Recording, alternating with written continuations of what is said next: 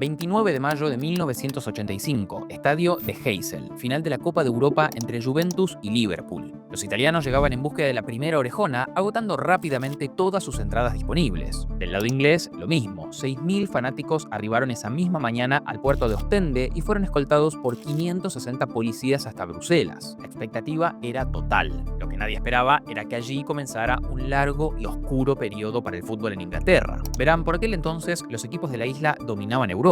Aston Villa, Nottingham Forest y principalmente Liverpool ganaron todas las ediciones desde 1977 hasta 1984, exceptuando la interrupción del Hamburgo en el 83. Pero, fuera del campo de juego, la situación era totalmente distinta. La violencia crecía en las calles y el deporte rey no estaba exento. Los hooligans, que en breve veremos quiénes eran exactamente, se habían vuelto la norma y no había manera de frenar su violencia alrededor de los partidos. Se calcula que al año se arrestaban más de 6.000 personas por actos de vandalismo relacionados a nuestro querido deporte. Para que tomen dimensión de la cifra, las 6.185 detenciones de la temporada 88-89 representan casi el doble que las 3.089 de la 2010-2011 y más del triple que las 1.932 registradas en 2024-2025. En ese sentido, si bien hay ejemplos de sobra de aquella época, el que se robó todas las miradas fue el del encuentro en el recinto de Heysel. Ya desde un comienzo, la decisión de llevar el partido allí por parte de la UEFA fue cuestionada. Este no se encontraba en las mejores condiciones, tenía alambrados internos en mal estado y zonas que estaban en pleno proceso de desmoronamiento. De hecho, según investigaciones posteriores, debido a lo débil de su estructura, los muros exteriores fueron perforados a martillazos y muchas personas ingresaron sin entradas, excediendo el aforo máximo permitido. La distribución del público en las tribunas también fue algo particular. Se había dispuesto que los sectores laterales serían para fanáticos neutrales, dejando las zonas O, N y M detrás de uno de los arcos para los fanáticos de la Juventus y las X e Y para los del Liverpool. Lo raro vino respecto a la zona Z, pegada a las del equipo inglés, que fue designada para neutrales. Obviamente, ese espacio terminó siendo ocupado predominantemente por italianos. Lo que nadie se dio cuenta fue que una simple valla metálica y decenas de policías no serían suficientes para separar a ambas parcialidades. Y pasó lo peor. Bengalas, botellas y piedras extraídas de las tribunas volaban por el aire a tan solo una hora de arrancar el partido. El nivel de tensión creció tanto que los seguidores más radicales del Liverpool lograron vencer esa línea de defensa. Los fans de la Juventus intentaron escapar, algunos llegaron sanos y salvos al campo de juego, pero otros fueron aplastados por la multitud o quedaron atrapados sobre el muro de contención. Lamentablemente, dicha estampida terminó con la vida de 39 personas y dejó más de 500 heridos. En contra de lo que muchos pensaban, el partido se desarrolló igualmente, ya que los organizadores temían que, en caso de no jugarse, la violencia continuaría escalando. Los futbolistas, por su parte, con el poco ánimo que les quedaba, salieron a disputar un encuentro que terminaría en victoria para los de Turín. Aunque, claro está, eso no fue lo más importante. La tragedia tuvo severas implicancias. Luego de 4 años de investigación por parte de la justicia belga, 14 fanáticos ingleses fueron condenados a 3 años de prisión. Para algunos incluso se extendería a 4 o 5. Hans Benherter, secretario general de la UEFA, así como también Albert Rossens, expresidente de la Federación Belga, y un alto oficial de la policía, también recibieron condenas, pero en su caso de prisión en suspenso. El resto de los funcionarios investigados, entre ellos el presidente de la UEFA Jacques George y el alcalde de Bruselas Herve Broughon, fueron absueltos. Desde el punto de vista económico, el Estado belga, junto a la Federación de ese país y la UEFA, debieron compensar a los damnificados por 250 millones de francos o unos 6,2 millones de euros. Ahora bien, por fuera del ámbito de la justicia, desde el punto de vista de lo deportivo, la UEFA fue increíblemente dura con el fútbol de Inglaterra, a quien había identificado como la principal causa de este suceso. El mayor ente del fútbol europeo directamente expulsó a todos los equipos ingleses de sus competencias continentales por un periodo de 5 años. El Liverpool, por su parte, inició con una condena de 10 temporadas que luego bajaría a 6. Algunas crónicas de la época destacan que la propia Margaret Thatcher se habría comunicado con la UEFA para solicitar esa pena y quitar a los conjuntos de su país. Lo cierto es que dicha medida representó un enorme y larguísimo retroceso para los conjuntos de allí. En primer lugar, significó tener que vender a sus figuras más importantes. Futbolistas como Gary Lineker, Ian Rush y Glenn Hoddle ficharon por equipos de otros países para mantenerse compitiendo a nivel internacional. Además, también se dificultó la contratación de nuevos jugadores. Nadie quería estar en un club de Inglaterra. El único que llegó en el primer año de la suspensión fue el danés John Sivabek, quien lo hizo desde el Vejle para sumarse al Manchester United.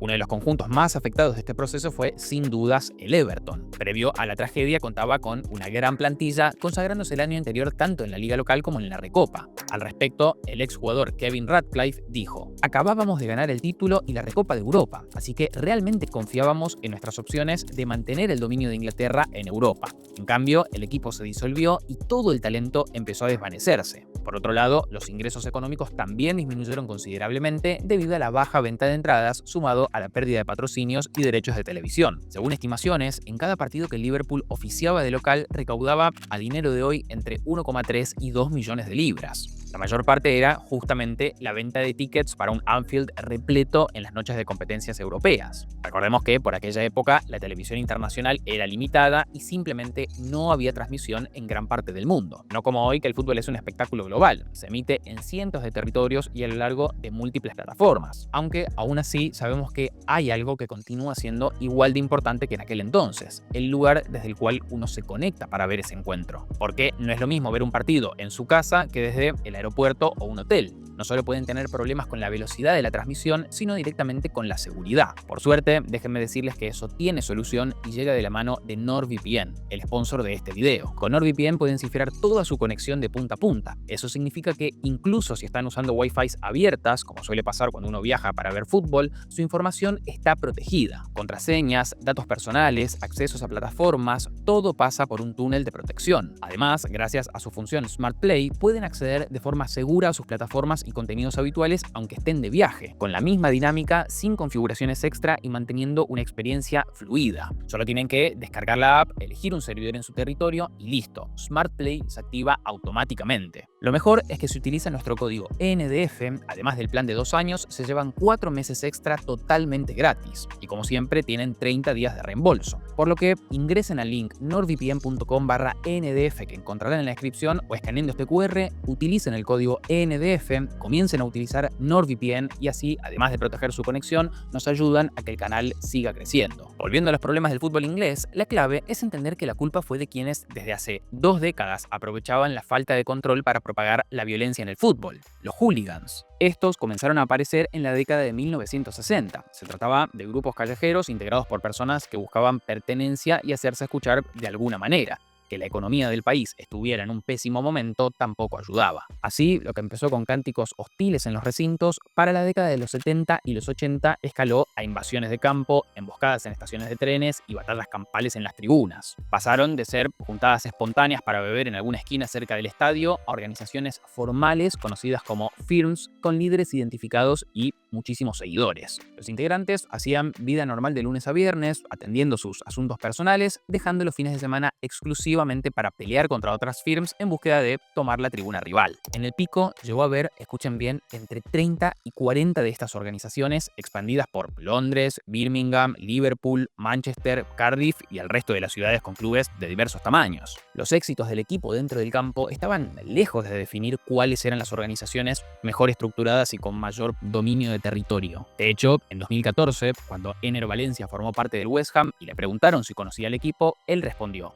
"Conocía al West Ham principalmente por ver películas, y sé que los seguidores estaban muy apasionados". El delantero hacía referencia al largometraje Green Street Hooligans, donde buscaron reflejar todo lo que sucedía durante aquel periodo. El nivel de explicitud de estos combates llegó a tal punto que las peleas estaban pactadas previamente. Por lo general, el líder se comunicaba con el cabecilla rival de ese fin de semana y acordaban el encuentro. Una de las rivalidades más importantes era justamente entre las firms del West Ham y el Millwall. La Intercity Firm de los Hammers, cuyo nombre provenía de los trenes que usaban para moverse en los días de partido, era de las más organizadas. Cass Pennant, quien fue su jefe durante varios años, en su libro Felicidades, acabas de conocer a la ICF, la describe como una organización dura, aterradoramente viciosa, brillantemente organizada, tremendamente temida y altamente a la moda. Según sus propias palabras, eran la peor pesadilla hecha realidad. Luego de las peleas, dejaban unas tarjetas sobre los cuerpos heridos de los rivales que decían justamente: "Felicidades, acabas de conocer a la ICF". En lo que al grupo detrás de Millwall respecta, el líder más reconocido que tuvieron fue Ginger Bob. The Bushwalkers, tal como se hacían llamar, tenían el lema "No one like us, we don't care", es decir, nadie nos quiere, no nos importa. Si bien dentro del campo de juego el equipo nunca logró cosas importantes, fuera del mismo han sido reconocidos como los hooligans más agresivos de todos. Inventaron la Millwall Brick, que no era otra cosa que un periódico doblado y comprimido varias veces que servía como bate para golpear. Las peleas eran mano a mano y los grupos variaban de decenas a cientos de personas. Incluso podían ocurrir, como decíamos, dentro de los estadios. Uno de los peores incidentes en un recinto se dio en el partido de FA Cup de 1985 entre Luton y Millwall. Los aficionados visitantes enfrentaron tanto a los locales como a la policía, dejando 81 heridos y 31 arrestados. Se lanzaron desde butacas y pelotas de golf hasta un cuchillo al portero local. David Pleat, el entrenador del Luton, dijo en ese momento: había gente siendo llevada en camillas, aficionados al borde del campo y jugadores mirando constantemente a sus familias porque lanzaban bolas de billar al palco de los directores. No puedo contar mucho sobre fútbol porque había muchas otras cosas pasando. Estaba completamente fuera de control. Se destrozó no solo gran parte del estadio, sino también casas y coches estacionados en las calles cercanas. Esta clase de incidentes sucedían prácticamente todos los fines de semana y en distintos lugares del país. Lo cierto es que luego de lo de Heysel y de oscuras noches como la batalla entre Luton y Millwall, se intentaron tomar acciones para amortiguar la violencia. Sin embargo, los partidos estaban tan mal organizados que no era posible contener a estas organizaciones. Ir a ver un espectáculo deportivo se había convertido más en una situación de supervivencia que de disfrute. Finalmente, la gota que colmó el vaso llegó en 1989. Aquel año, en el estadio Hillsborough, Liverpool y Nottingham Forest disputaron la semifinal de la FA Cup de dicha temporada. Un mal manejo en el ingreso del recinto generó una avalancha de personas que terminó con 97 individuos perdiendo la vida y más de 1000 resultaron heridos. A raíz de esta segunda gran tragedia, el gobierno nacional tomó las cartas del asunto y ordenó una profunda investigación. El designado de la misma fue el juez Peter Taylor, quien luego de 9 meses publicó los resultados finales. El denominado Informe Taylor fue la sentencia definitiva para que el deporte pasara de la cultura del paravalancha y de recintos que oficiaban como espacios de boxeo a una cultura teatral albergada en los estadios más modernos del mundo. El reporte contenía más de 70 recomendaciones que apuntaban a erradicar la violencia, mejorar la infraestructura y aumentar el orden en los días de partido. La recomendación más emblemática fue, como probablemente algunos de ustedes sepan, que todos los recintos de las dos máximas categorías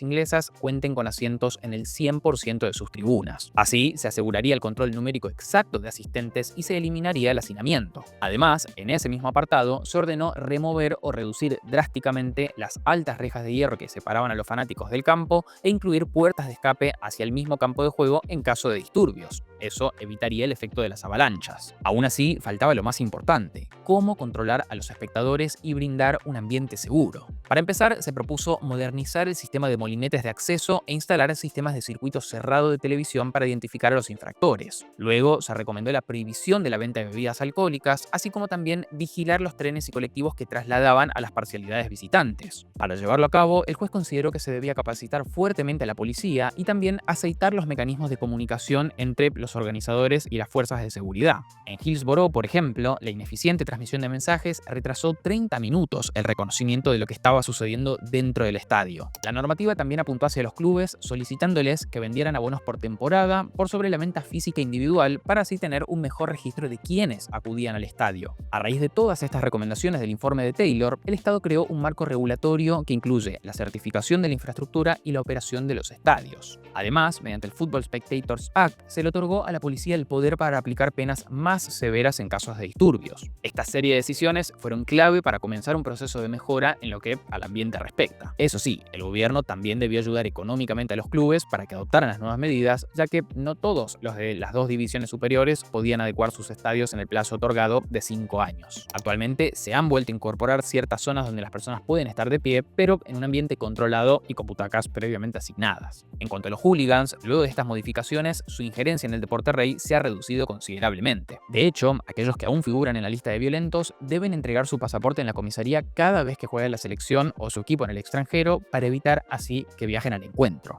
Una verdadera locura. Hoy todos sabemos lo que es la Premier League y cómo sus clubes compiten de igual a igual con las potencias del continente. Sin embargo, lo cierto es que aquel partido de Heysel y la siguiente suspensión a nivel europeo significó perder muchísimo terreno respecto a los demás. Más allá de la obtención de la Recopa por parte de los Diablos Rojos de Manchester en 1991, los años de dominio en la Champions League quedaron perdidos en el tiempo. Sería recién en 1999, 8 temporadas después de su retorno a dicha competencia, que el equipo comandado por Sir Alex Ferguson levantaría la orejona corona y se la llevaría una vez más para Inglaterra. Desde aquel momento hasta el día de hoy solo se darían otras 6 consagraciones, la misma cantidad que habían logrado en los 8 años previos a la suspensión. Esto es una clara muestra de cómo la violencia en aquella final y toda la época que la rodeó cortó un enorme momento y racha que podría haberse extendido por mucho más en el tiempo. En cuanto al estadio belga, el mismo fue reconstruido casi por completo a mediados de la década de 1990 y pasó a llamarse Rey Balduino, volviendo a albergar partidos internacionales, incluyendo algunos de la Eurocopa del año 2000 y siendo la casa de la selección belga. Esperemos que el fútbol nunca vuelva a verse envuelto en episodios como los de aquel día. No olviden suscribirse y cualquier comentario que quieran hacer lo vamos a leer. Nos vemos la próxima.